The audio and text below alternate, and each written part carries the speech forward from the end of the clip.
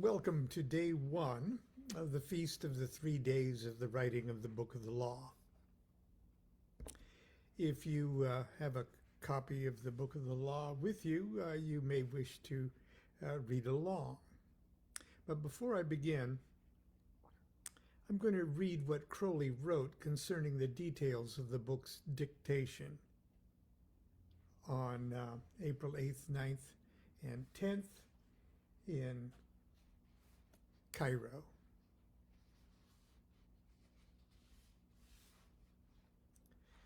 The 3 days were precisely similar, save that on the last day I became nervous lest I should fail to hear the voice of Aiwass. They may then be described altogether. I went into the temple a minute early, so to shut the door and sit down at the stroke of noon. On my table were my pen, a swan fountain, and supplies of quarto typing paper, 8 inches by 10 inches.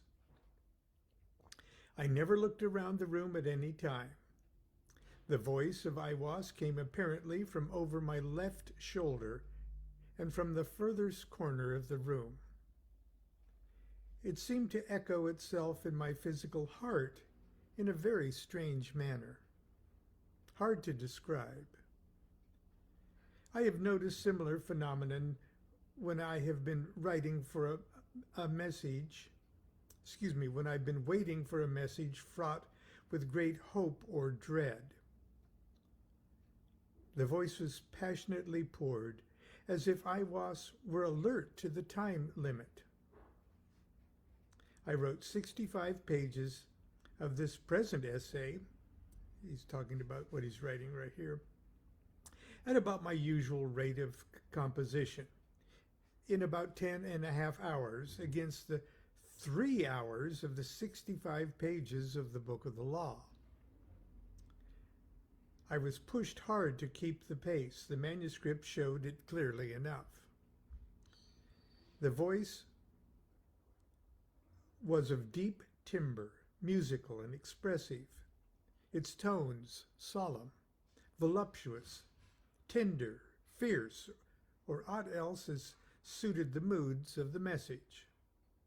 Not bass, perhaps a rich tenor or baritone. The English was free of either native or foreign accent, perfectly pure of local or caste mannerisms, thus startling and even uncanny at first hearing. And his footnote says, the effect was thus as if the language were English in itself, without any background such as exists when one hears any one human speak it, and enables one to assign all sorts of attributes to the speaker. I had a strong impression that the speaker was actually in the corner where he seemed to be, in a body of fine matter, transparent as a veil of gauze or a cloud of incense smoke. He seemed to be a tall, dark man in his 30s, well-knit, active, and strong, with the face of a savage king, and eyes veiled lest their gaze should destroy what they saw. The dress was not Arab. It suggested Assyrian or Persia, but very vaguely. I took little note of it, for to me, at that time, Aiwass was an angel. As such, I had often seen in visions, being purely astral. I now incline to believe that Aiwass is not only the god or demon or devil once held holy in Sumer, and mine own holy guardian angel, but also a man, as I am, insofar as he uses a human body to make his magical link with mankind, whom he loves, and that he is thus an ipsissimus, the head of the AA. Even I can do, in a much feebler way, this work of being God and a beast, etc., etc., all at the same time, with equal fullness of life.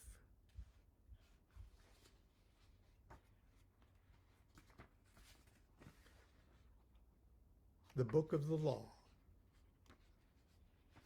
Liber al vel legis, subfigura 220, as delivered by 93 equals 418 to 666. AA publication in Class A. Chapter 1.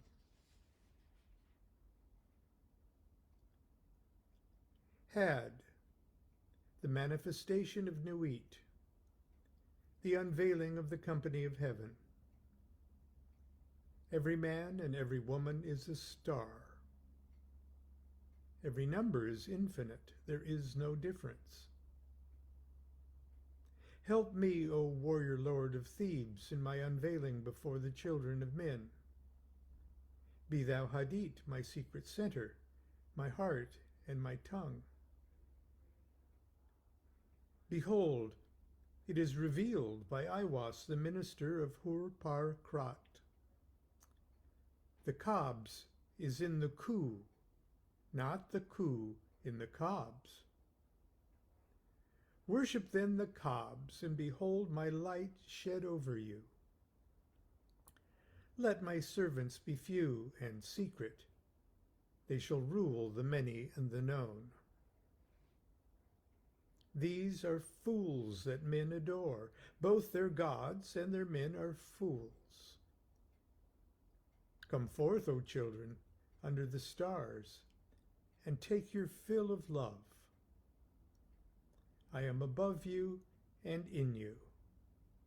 My ecstasy is in yours. My joy is to see your joy. Above the gemmed azure is the naked splendor of Nuit. She bends in ecstasy to kiss the secret ardors of Hadit. The winged globe, the starry blue, are mine, O Ankh af Nakansu. Now ye shall know that the chosen priest and apostle of infinite space is the prince priest, the beast. And in his woman called the Scarlet Woman is all power given. They shall gather my children into their fold. They shall bring the glory of the stars into the hearts of men. For he is ever a sun, and she a moon. But to him is the winged secret flame, and to her the stooping starlight. But ye are not so chosen. Burn upon their brows, O splendorous serpent, O azure-lidded woman, bend upon them. The key of the rituals is in the secret word, which I have given unto him. With the God and the adorer I am nothing. They do not see me.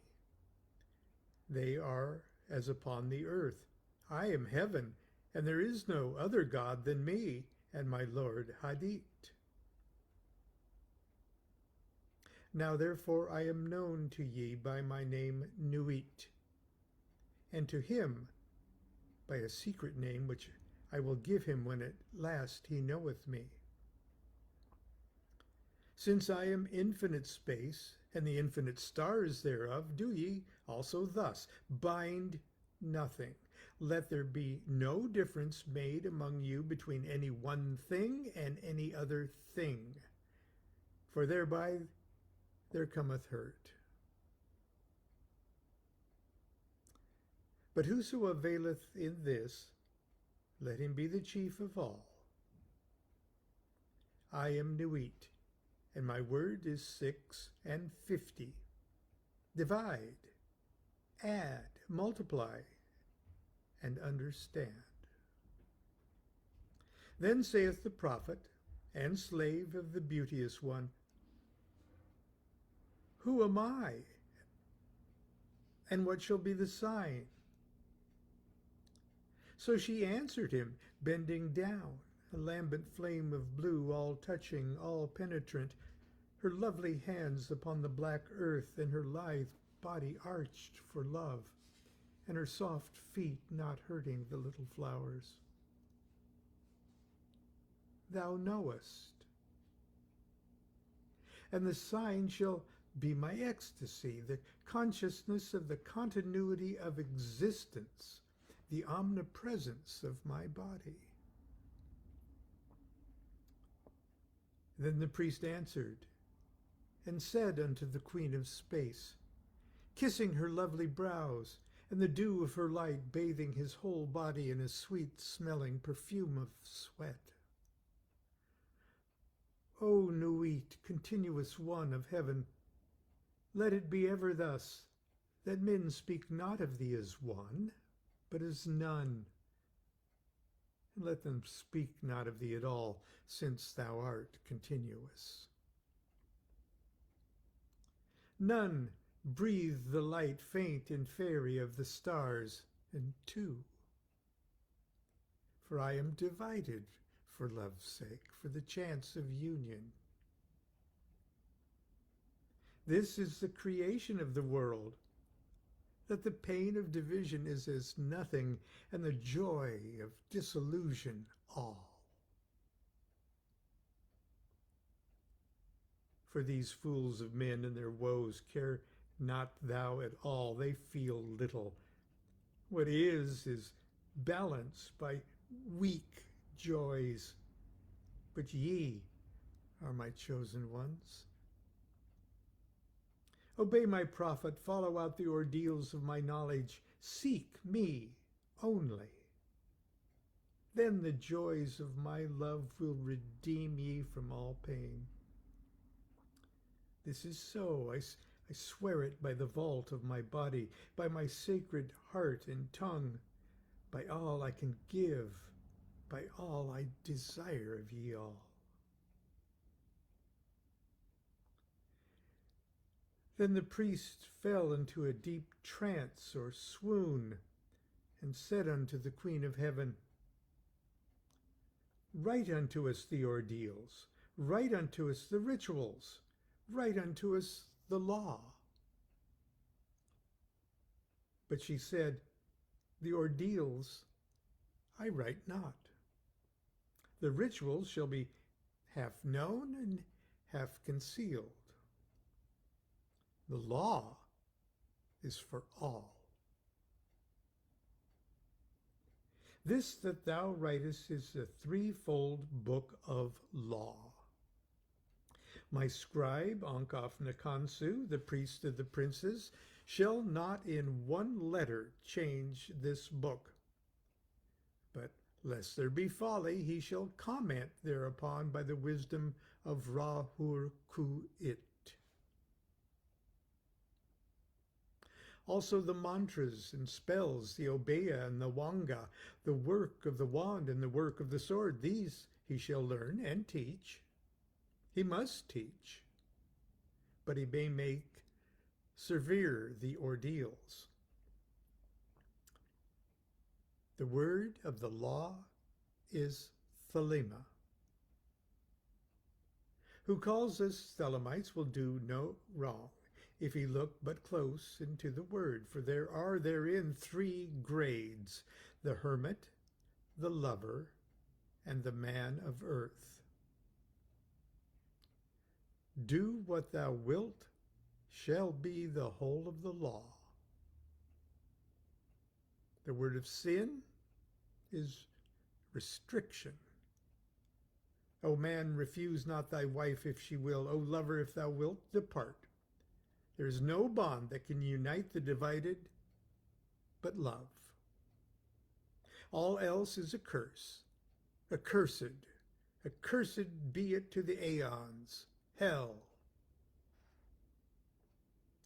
Let it be that state of manyhood, bound and loathing, so with thy all thou hast no right but to do thy will. Do that, and no other shall say nay. For pure will, unassuaged of purpose, delivered from the lust of result, is every way perfect. The perfect and the perfect are one perfect and not two, nay, are none. Nothing is a secret key of this law. 61 the Jews call it, I call it 880, 418. But they have the half. Unite by thine art so that all disappear. My prophet is a fool with his 111. Are not they the ox, and none by the book?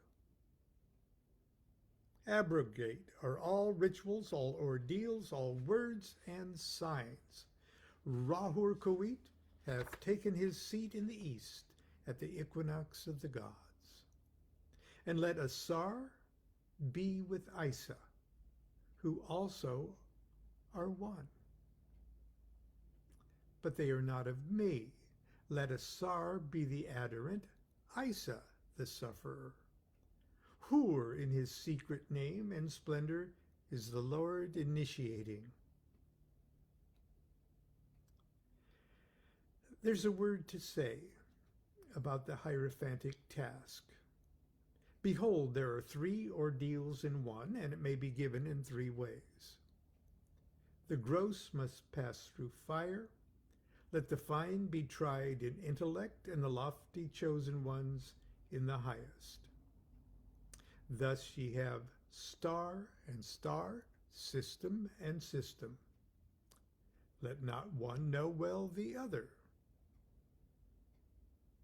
There are 4 gates to one palace.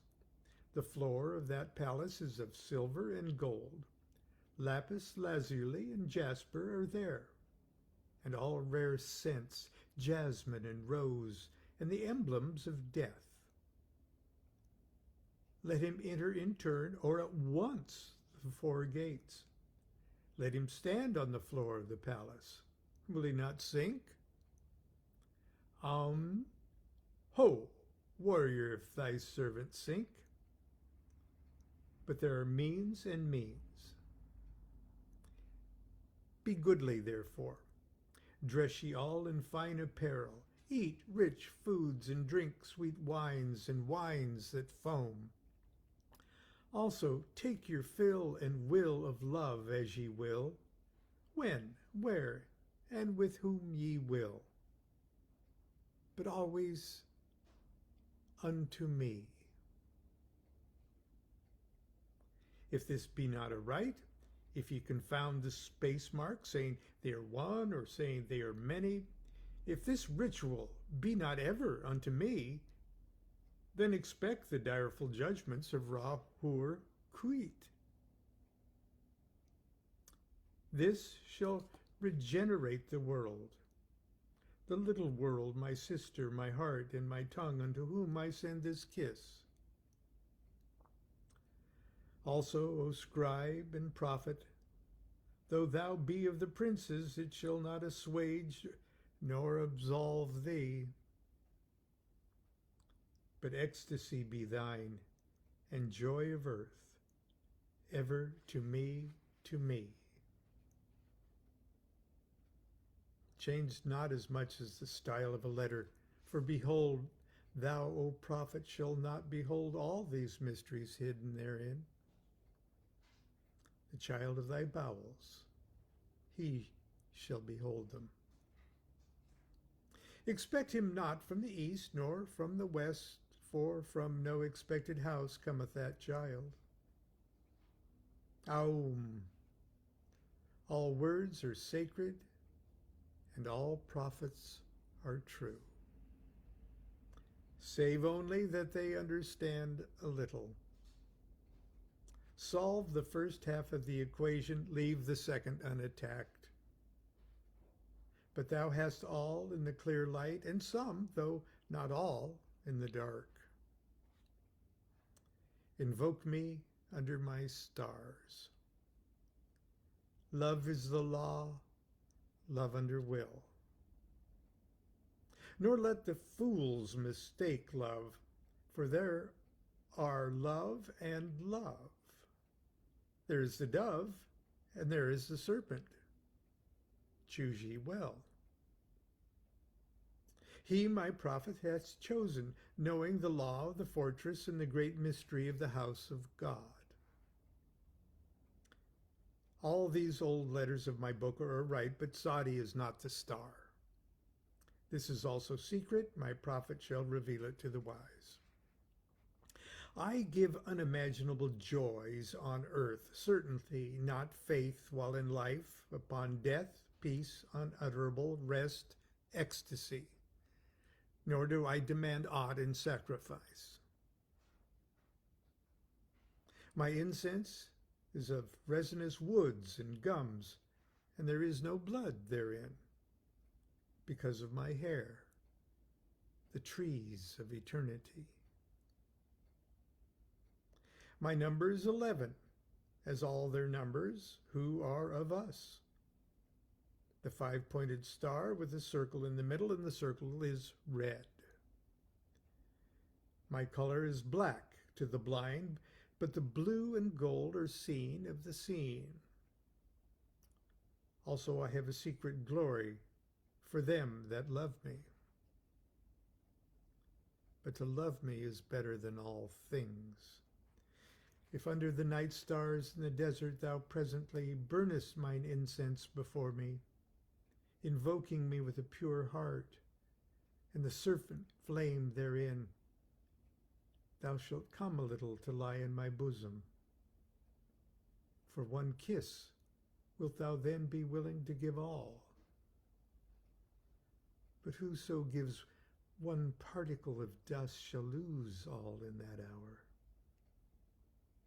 Ye shall gather goods and store of women and spices. Ye shall wear rich jewels. Ye shall exceed the nations of the earth in splendor and pride, but always in the love of me. And so shall ye come to my joy. I charge you earnestly to come before me in a single robe and covered with a rich headdress. I love you. I yearn to you. Pale or purple, veiled or voluptuous, I, who am all pleasure and purple and drunkenness of the innermost sense, desire you. Come unto me. At all my meetings with you shall the priestess say, and her eyes shall burn with desire. She stands bare and rejoicing in my secret temple. To me, calling forth the flame of the hearts of all in her love chant. Sing the rapturous love song unto me. Burn to me perfumes. Wear to me jewels. Drink to me, for I love you. I love you. I am the blue-lidded daughter of sunset. I am the naked brilliance of the voluptuous night sky. To me, the manifestation of Nuit is at an end.